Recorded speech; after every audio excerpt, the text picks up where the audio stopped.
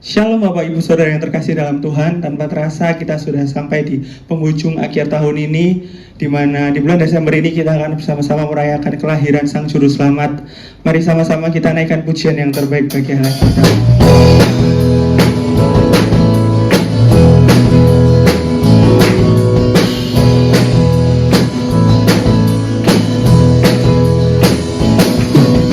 Mari kita sambut Sang Raja. Mari kita puji namanya. Dia yang maha mulia, Dia yang maha kuasa. Yesus, Yesus, Yesus namanya. Mari kita sambut Sang Raja. Mari kita puji namanya.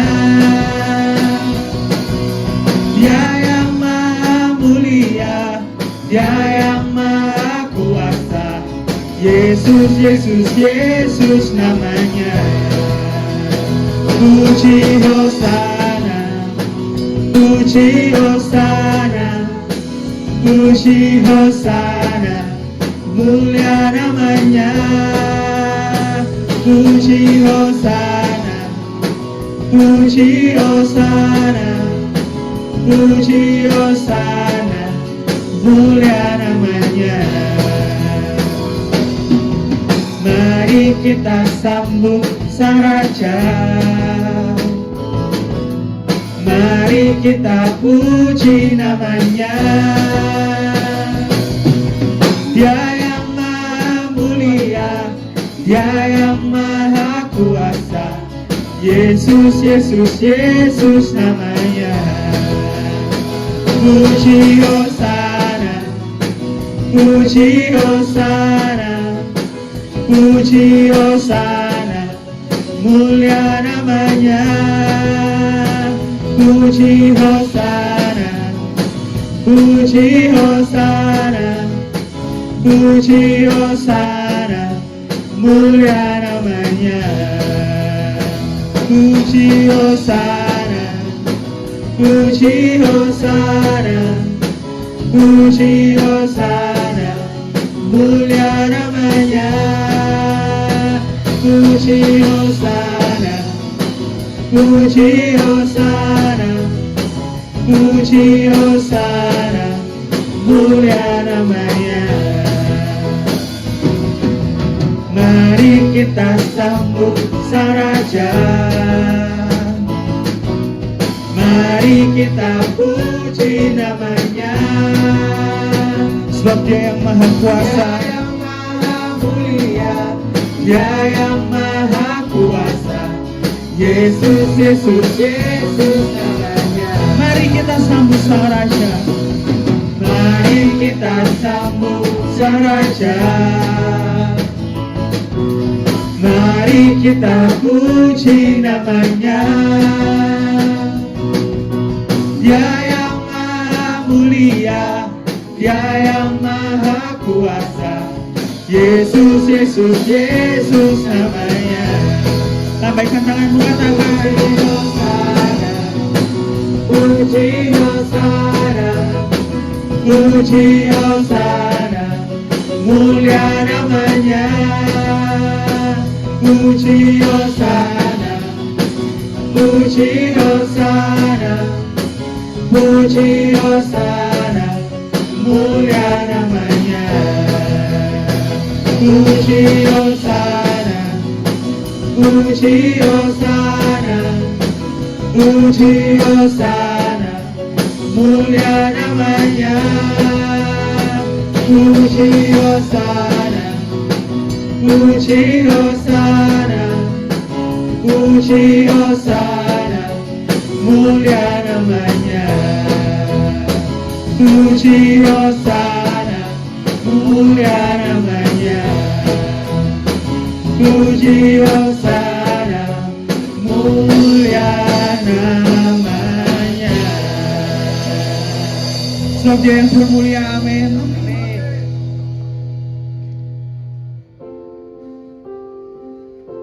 Kami naikkan segala pujian kami bagi-Mu Tuhan. Segala hormat syukur kami berikan kepada-Mu Yesusku.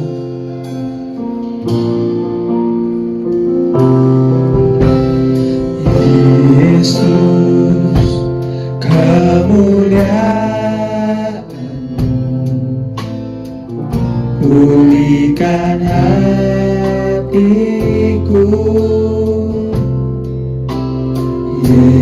Yesus, kemuliaan-Mu berkati hidupku.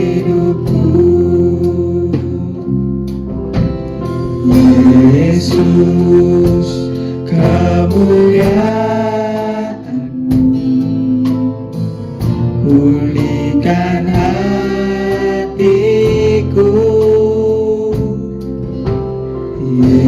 Yesus, kemuliaan-Mu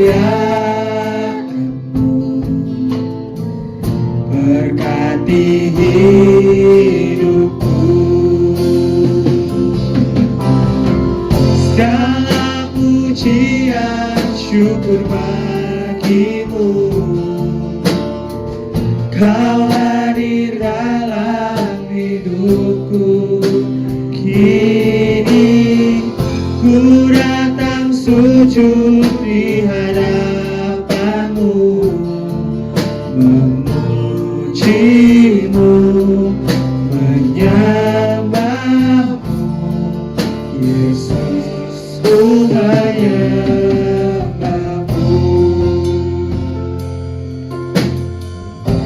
Mari dengan senang hati katakan, Yesus, kemuliaan-Mu pulihkan hatiku. Yesus, kemuliaan-Mu berkati hidupku. Segala pujian syukur bagi-Mu, Kau hadir dalam hidupku. Kini ku datang sujud di hadapan-Mu, memuji-Mu, menyembah-Mu. Yesus, ku menyembah-Mu.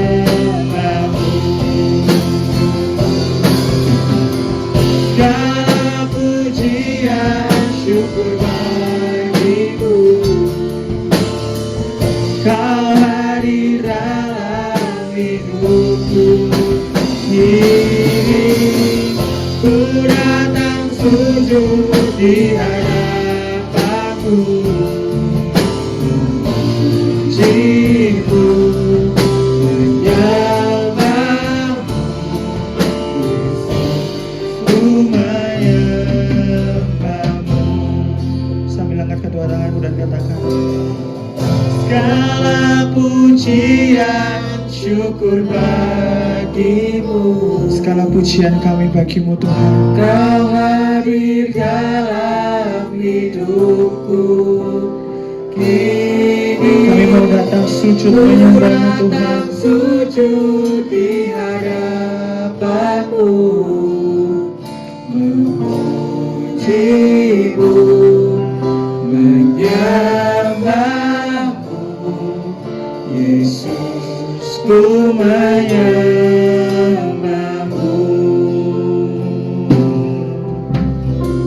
Segala pujian syukur bagi-Mu, sebab Kau hadir dalam setiap hidup kami. Kini ku datang sujud di hadapan-Mu, memuji-Mu,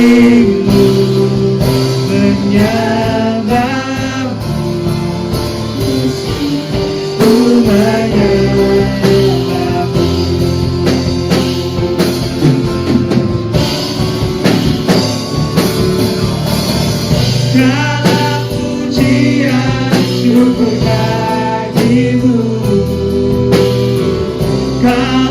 hadir dalam hidupku. Kini ku datang sujud di hadapanmu. Jiwaku menyembahmu, ku menyembahmu. Dalam pujian, dalam pujian untuk bagiku. Kau hadir dalam hidupku. Kini ku datang sujud di hadapanmu.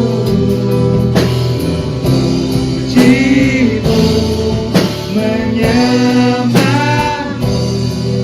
Yesus, ku menyembahmu.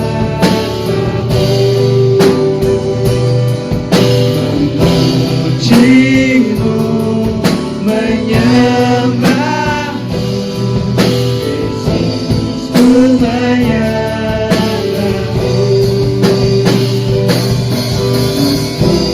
Memujimu, menyembahmu, Yesus, ku menyembahmu.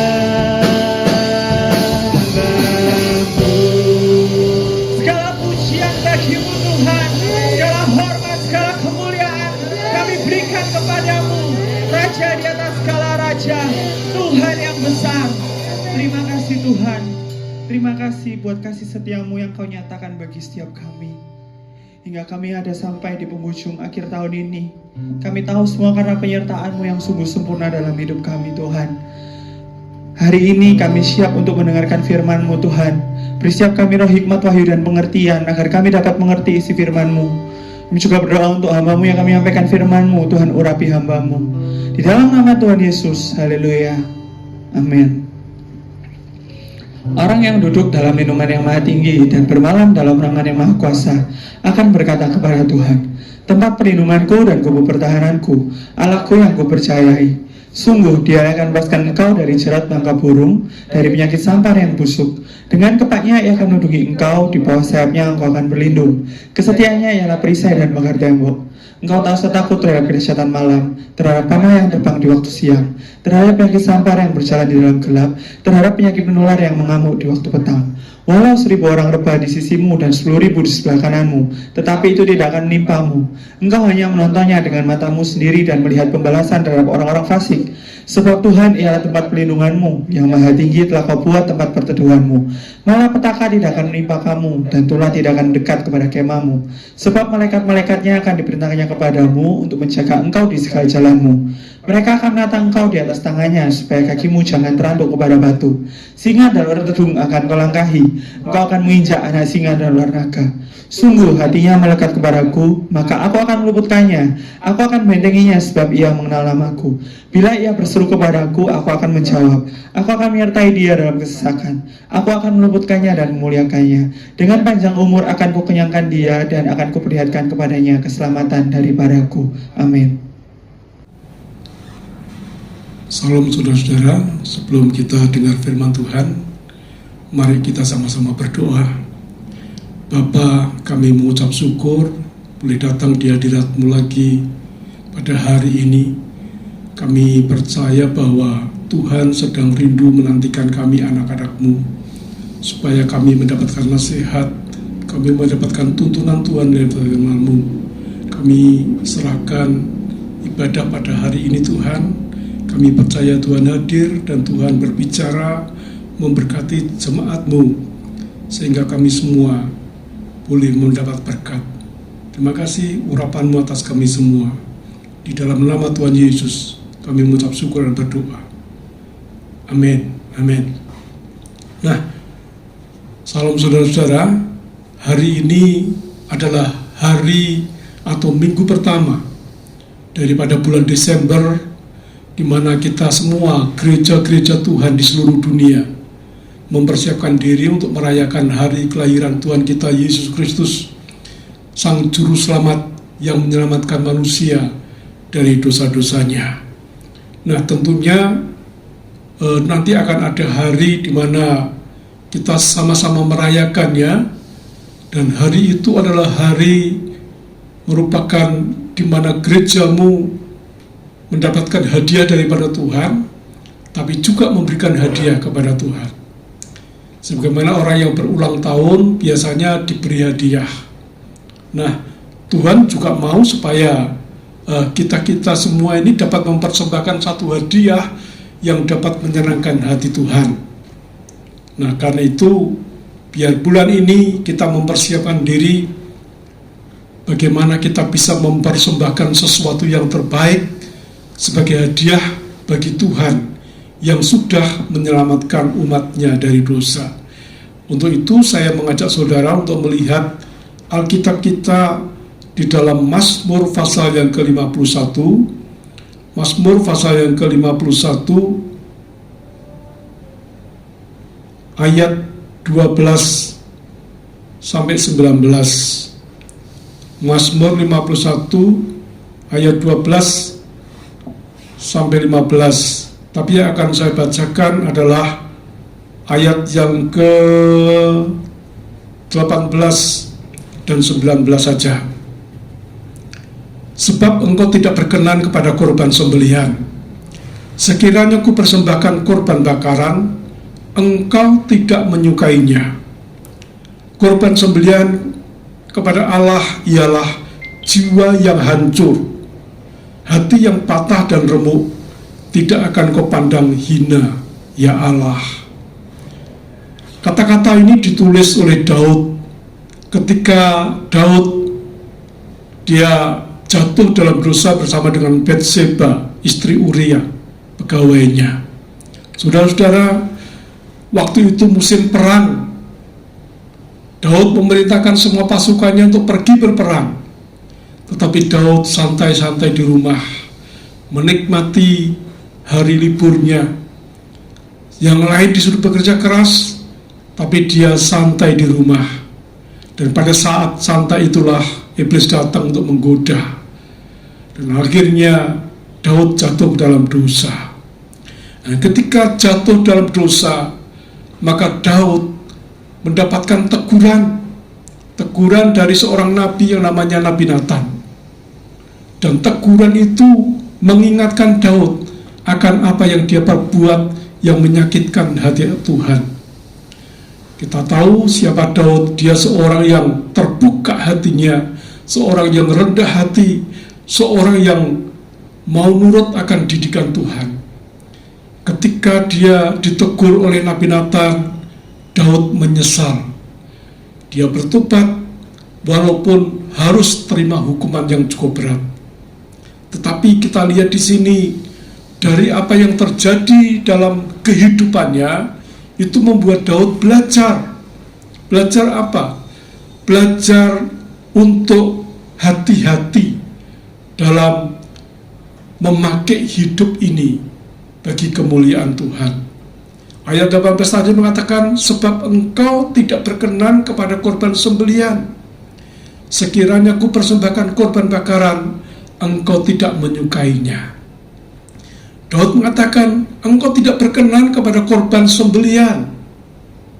Korban sembelihan yaitu korban binatang yang disembelih di hadapan Tuhan dan dibakar lalu dipersembahkan di mezbahnya. Itu perlu biaya, itu perlu sesuatu yang dapat kita lakukan. Tapi walaupun demikian dikatakan Tuhan tidak berkenan. Dan dia katakan, sekiranya ku persembahkan korban bakaran, korban yang sudah disembelih lalu dibakar untuk Tuhan. Tuhan juga mengatakan, aku tidak menyukainya. Engkau Tuhan tidak menyukai korban yang demikian. Tetapi firman Tuhan mengatakan korban sembelihan kepada Allah ialah jiwa yang hancur, hati yang patah dan remuk, tidak akan kau pandang hina, ya Allah. Nah, Daud mengerti kalau korban bakaran, korban sembelihan yang dia persembahkan itu tidak berkenan, maka Tuhan pasti menghendaki korban yang lain. Apa itu? Korban yang benar, yang diharapkan oleh Tuhan ialah hati yang hancur, jiwa yang remuk, yang patah, yang remuk, dan dikatakan itulah yang menjadi kesukaan daripada Tuhan. Nah, kalau kita lihat apa bedanya dengan apa artinya semuanya ini, saudara-saudara, tema firman Tuhan hari ini ialah menyenangkan Tuhan. Kalau kita ingin mempersembahkan kepada Tuhan atau kita ingin menyenangkan hati Tuhan, ada 3 langkah yang ingin saya sampaikan pada sore hari ini. Saudara, yang pertama, langkah pertama ialah hati yang bertobat kepada Tuhan.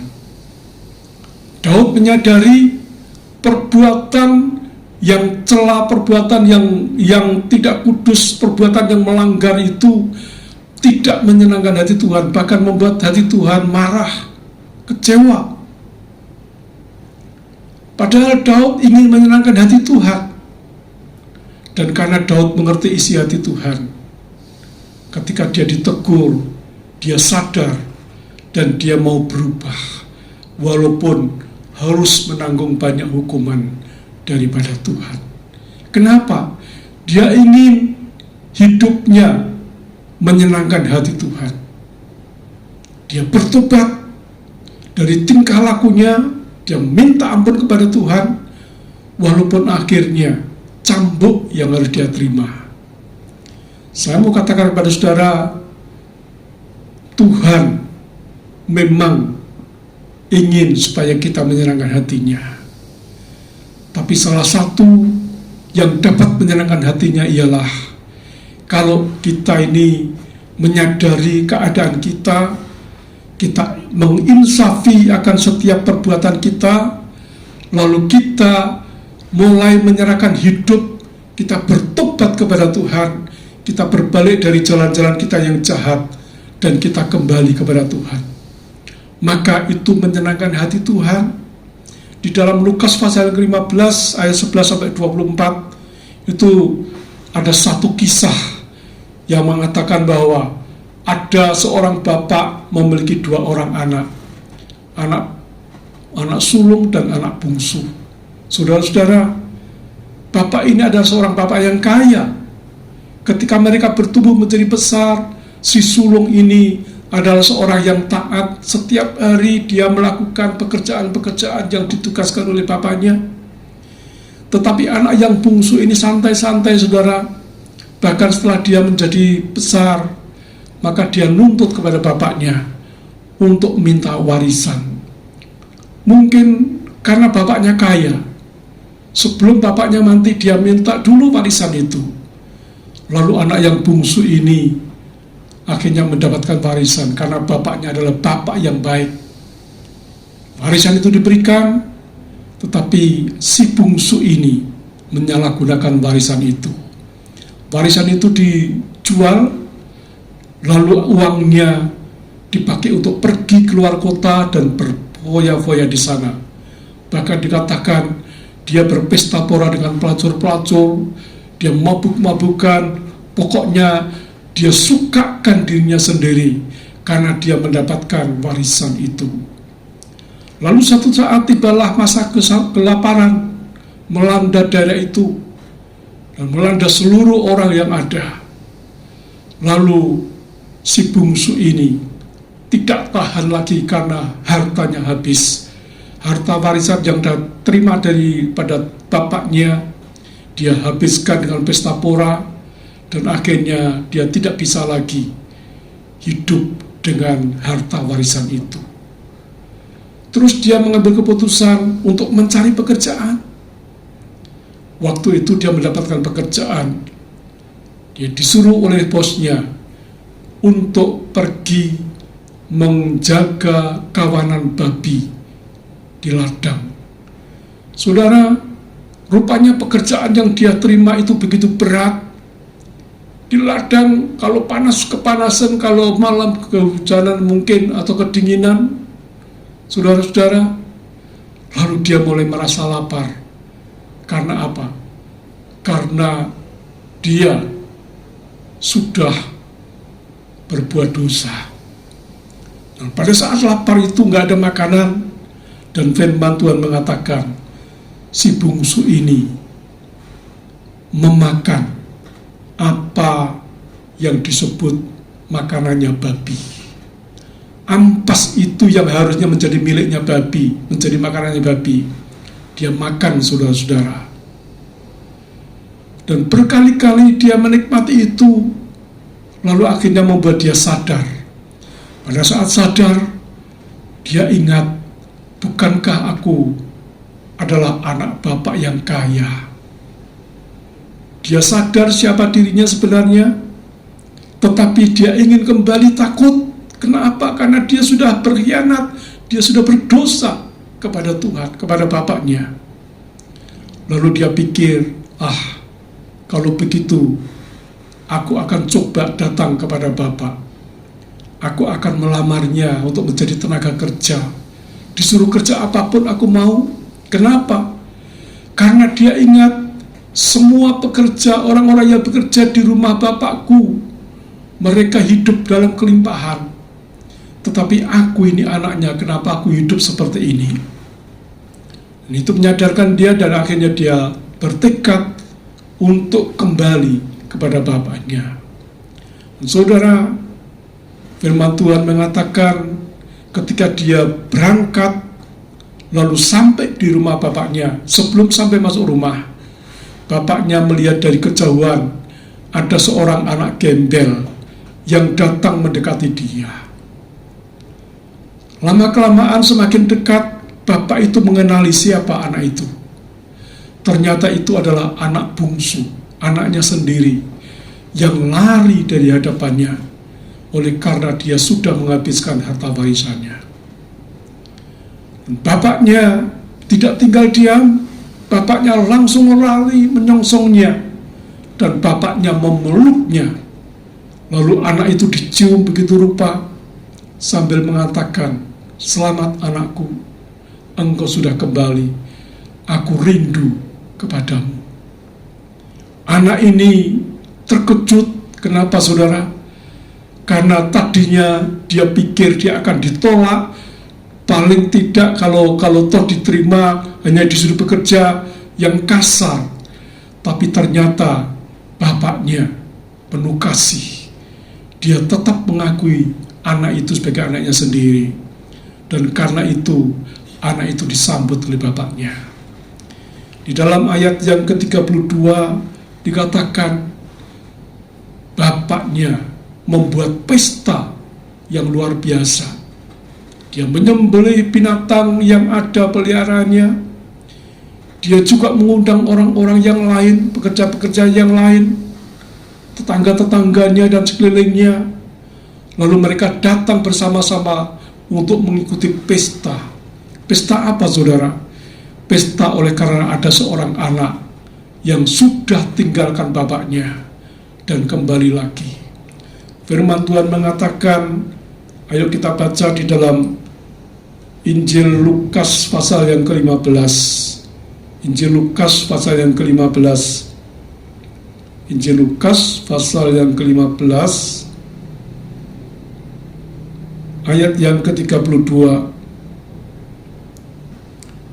Kita patut bersukacita dan bergembira karena adikmu telah mati dan menjadi hidup kembali. Ia telah hilang dan didapat kembali. Nah, firman Tuhan mengatakan mereka bersukacita oleh karena melihat adik yang pulang, yang terhilang, yang tersesat, dan kembali kepada Tuhan.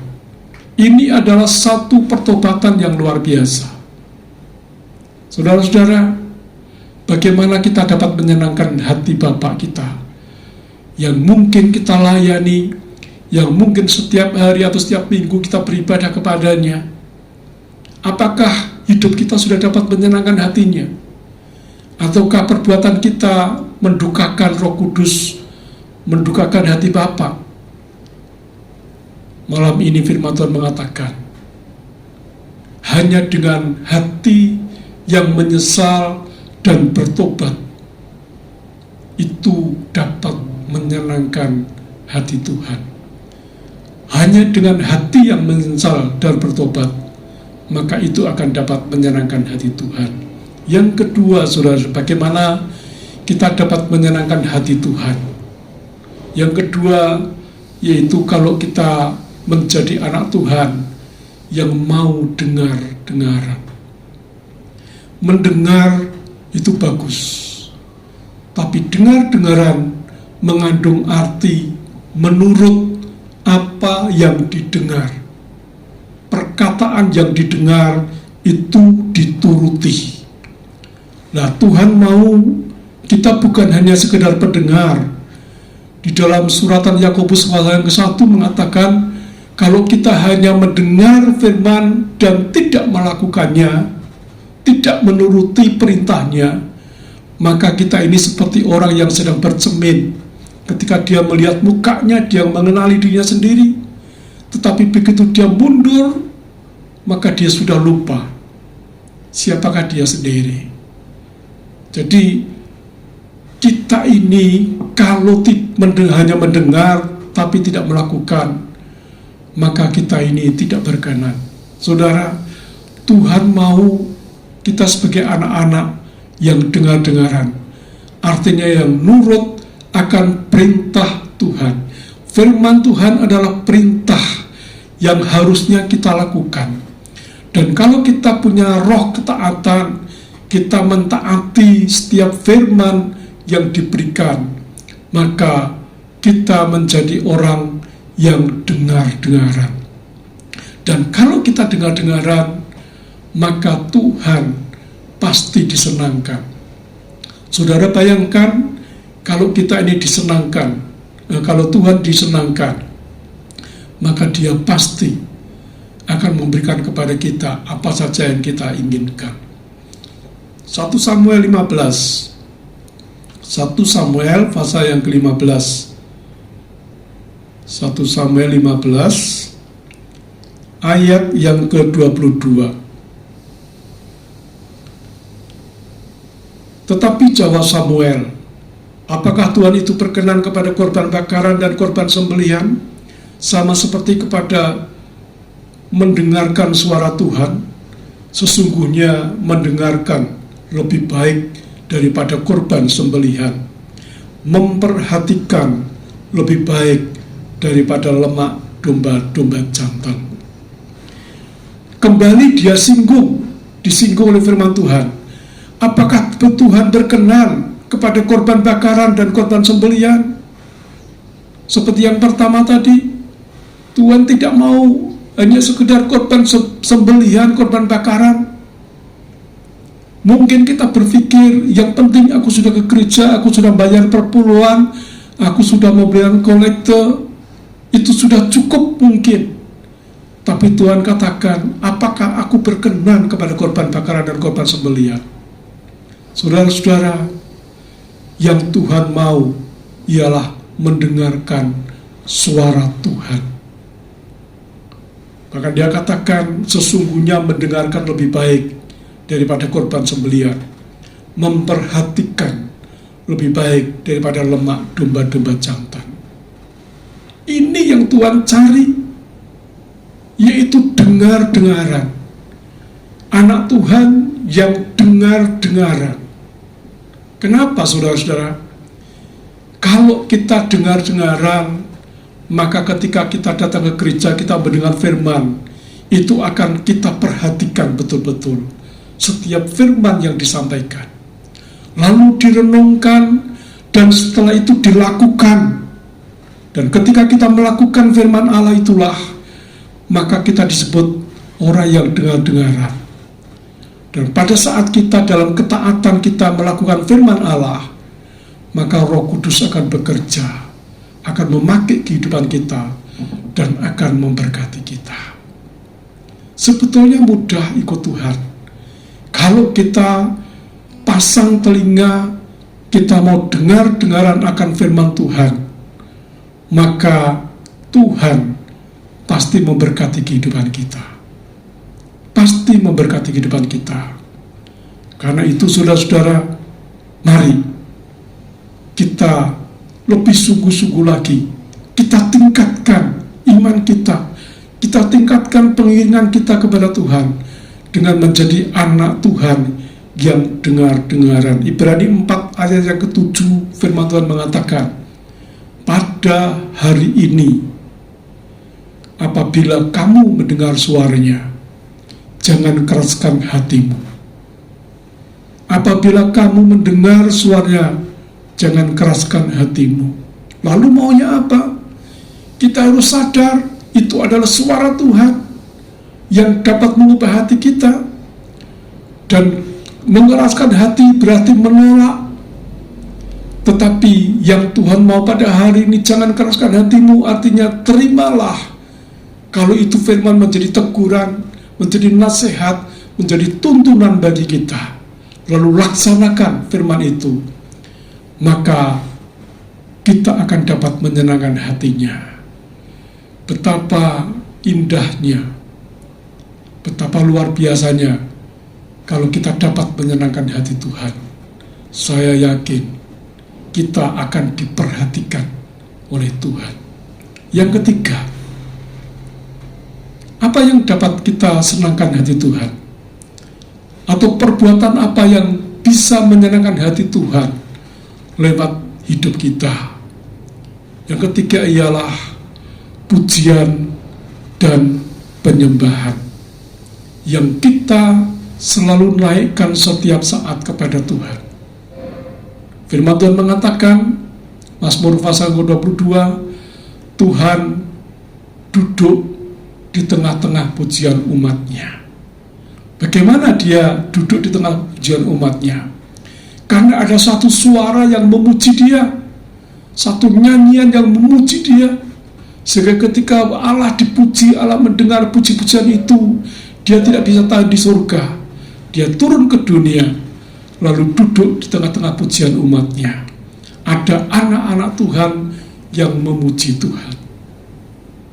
Disenangkan saudara-saudara. Lalu Yohanes 4 ayat yang ke-23, Tuhan mencari penyembah-penyembah yang benar. Akhir zaman ini Tuhan bukan mencari orang-orang yang hanya rajin datang ke gereja, tetapi Tuhan mencari penyembah-penyembah yang benar, yaitu orang menyembah Tuhan di dalam roh dan kebenaran. Artinya yang hidupnya mau dipakai untuk menyembah, untuk mempermuliakan Tuhan lewat penyembahannya. Dan menyembahnya adalah menyembah di dalam roh, dalam pimpinan Roh Kudus, bukan dalam kedagingan. Dalam pimpinan Roh Kudus dan di dalam kebenaran. Di dalam kebenaran berarti menuruti firman Tuhan. Saudara, tetapi dalam unsur penyembahan itu selalu ada korban.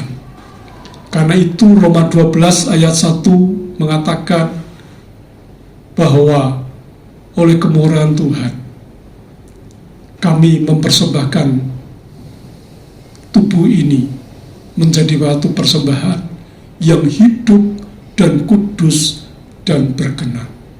Persembahkanlah dirimu kepada Tuhan sebagai persembahan yang hidup.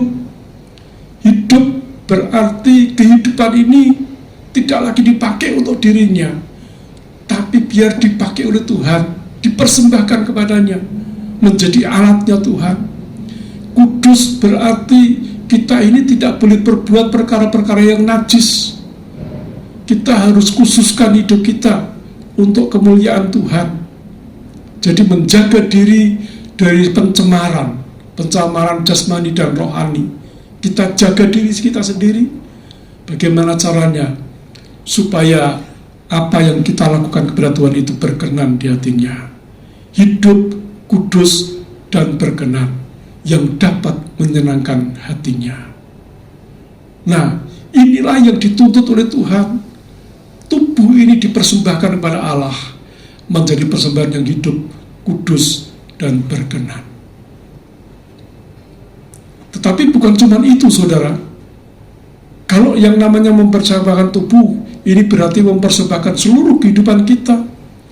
Bukan hanya kita dapat melakukan kehendak Allah dengan tubuh kita sendiri, tetapi semua yang ada dalam kehidupan kita itu harus menjadi satu persembahan kepada Tuhan. Karena itu dalam Ulangan 16 ayat 16 mengatakan bahwa kalau kita menghadap Tuhan, kalau kita beribadah kepada Tuhan, jangan kita datang dengan tangan hampa. Dengan tangan hampa. Saudara, Tuhan mau persembahan kita atau penyembahan kita diwujudkan dengan sesuatu yang dapat kita persembahkan kepada Tuhan. Kalau kita melihat kisah yang terjadi pada waktu Yesus lahir ke dunia, ini saatnya kita akan merayakan Natal. Waktu itu, saudara-saudara, ada sekelompok orang Majus dari timur. Dari timur ini diperkirakan antara Iran dan Irak. Mereka ini mimpi, diberitahu oleh Tuhan bahwa mereka akan pergi atau harus pergi mencari raja yang akan lahir ke dunia ini. Tidak diberitahu di mana tempatnya, tetapi mereka mengatakan, Tuhan mengatakan, Tuhan memberikan bintang yang akan memimpin mereka untuk mencari Tuhan yang lahir ke dunia. Saudara, ketika mereka bangun, maka mereka mulai sepakat beberapa orang dengan membawa unta, dan dikatakan mereka membawa emas, kemenyan, dan mur. Harta bendanya dibawa kemana? Dinaikkan ke unta itu, karena mereka berpikir, aku akan melihat raja yang lahir ke dunia. Nah, dalam perjalanan cukup jauh antara Iran ke Israel, itu cukup jauh ke tanah perjanjian. Mereka berjalan kaki, saya nggak tahu makan waktu berapa lama. Tetapi dalam ketaatannya, penuh dengan sukacita, yang mereka tahu, mereka akan melihat sang raja yang dijanjikan. Dan mereka berjalan bersama-sama. Mungkin ada banyak bahaya di jalan, entah penyamun, entah binatang buas yang mengancam mereka. Tapi mereka tahu kalau Tuhan yang pimpin pasti selamat. Akhirnya mereka sampai ke Israel. Lalu mereka tanya, di manakah bayi yang baru lahir atau raja yang baru lahir itu? Herodes terkejut, lalu dia panggil semua ahli Taurat berkumpul, dan saudara, diberitahulah di Bethlehem. Lalu orang Majus ini berangkat bersama-sama sampai di Bethlehem. Dia temukan bintang itu berhenti di atas satu tempat, dan mereka bersukacita. Mereka masuk ke dalam tempat itu, ternyata ada seorang bayi yang sudah lahir. Lalu orang-orang Majus ini mulai menyembah dengan bertelut pada bayi yang baru lahir itu. Dan bukan cuma itu, orang-orang Majus ini mempersembahkan emas, kemenyan, dan mur. Harta benda yang mahal-mahal dipersembahkan kepada Tuhan. Nah, bagaimana dengan kita dalam mengiring Tuhan? Apakah kita mau mempersembahkan apa yang kita miliki? Bahkan mungkin sesuatu yang kita anggap mahal, sesuatu yang kita anggap berharga, beranikah kita mempersembahkan kepada Tuhan? Kenapa, saudara-saudara? Karena kita sudah menerima raja yang lahir di dalam hati kita.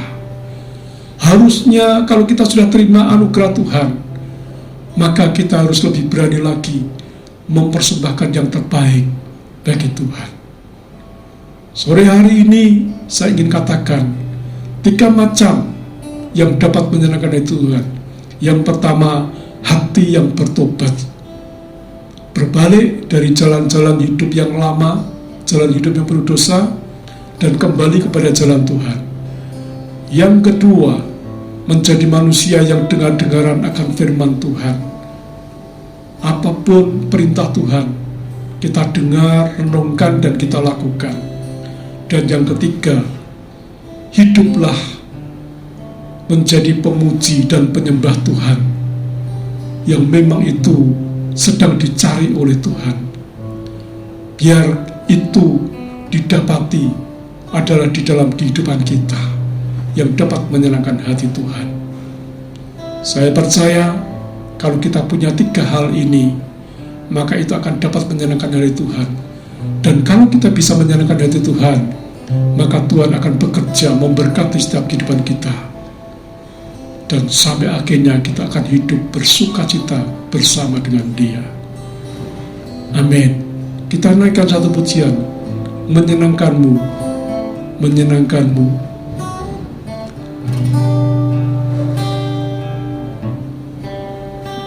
Tuhan, ku mau menyenangkanmu. Tuhan, bentuklah hati ini jadi bejana bagi hormat-Mu, cemerlang bagai emas murni. Tuhan, ku serahkan hidupku, semua ku berikan padamu. Kuduskan hingga terus selalu, agar aku menyenangkanmu, menyenangkanmu, senangkanmu. Hanya itu kerinduanku, menyenangkanmu, senangkan hatimu.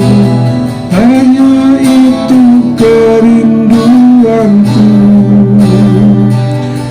menyenangkanmu, senangkanmu. Hanya itu kerinduanku,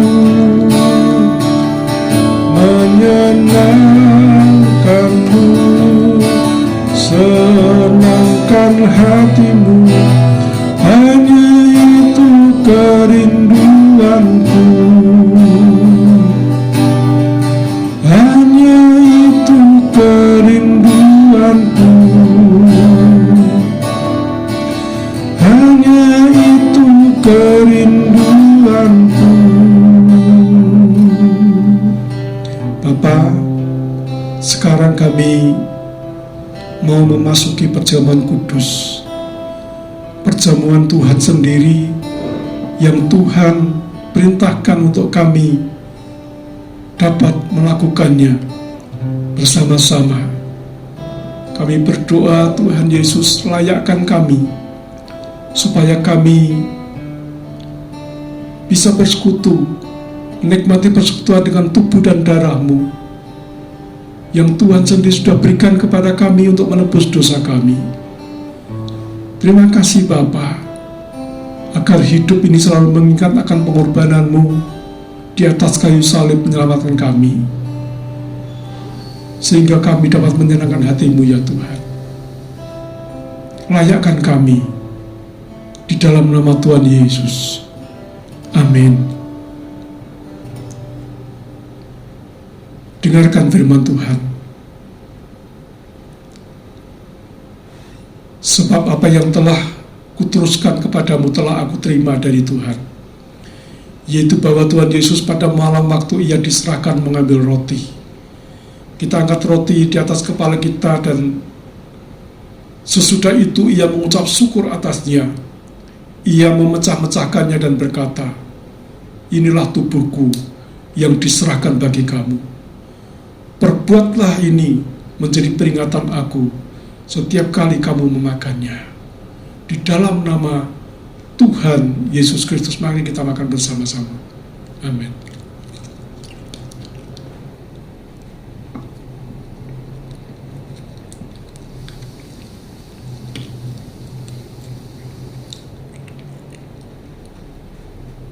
Kita angkat cawan di atas kepala kita. Demikian juga ia mengambil cawan sesudah makan lalu berkata, cawan ini adalah perjanjian baru yang dimeteraikan oleh darahku. Perbuatlah ini setiap kali kamu meminumnya menjadi peringatan akan aku. Saudara, bukankah cawan yang atasnya kita ucapkan syukur adalah persekutuan kita dengan darah Yesus? Kita minum bersama dan ucapan syukur dalam nama Yesus. Haleluya. Terima kasih Tuhan untuk tubuh dan darah-Mu yang sudah kami nikmati pada hari ini. Kami bersyukur, kami percaya bahwa hidup kami akan semakin berkenan di hati-Mu. Karena itu Tuhan, biar terus kami selalu mengingat akan penderitaan-Mu, menebus dosa kami, dan membuat kami semakin mencintai Engkau, semakin taat kepadamu, dan semakin setia dalam mengiring Engkau. Akhirnya kami akan pulang ke rumah masing-masing, dan kami akan minta berkat daripadamu. Kita naikkan, kiranya Tuhan memberkati.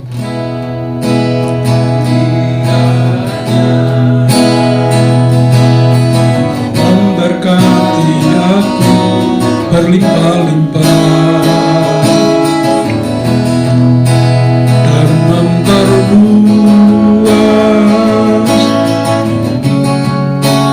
daerahku,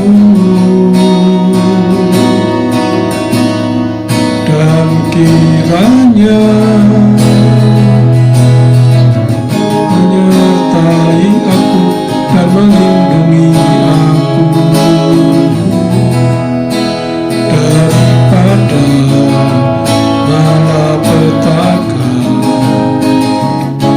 sehingga kesakitan tidak menimpa aku, sehingga kesakitan tidak menimpa aku, sehingga kesakitan tidak menimpa aku. Jemaat yang dikasihi oleh Tuhan, pulanglah dan terima berkat Tuhan.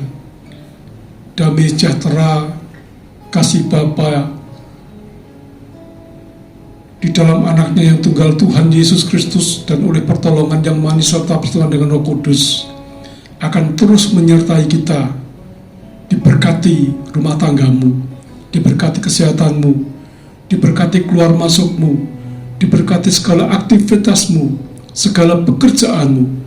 Kiranya Tuhan melimpahkan berkat-berkat yang terbaik, membuat engkau hidup dalam kelimpahan. Pulanglah dan terima berkat ini di dalam nama Tuhan Yesus Kristus. Yang percaya katakan bersama-sama, amin. Tuhan memberkati.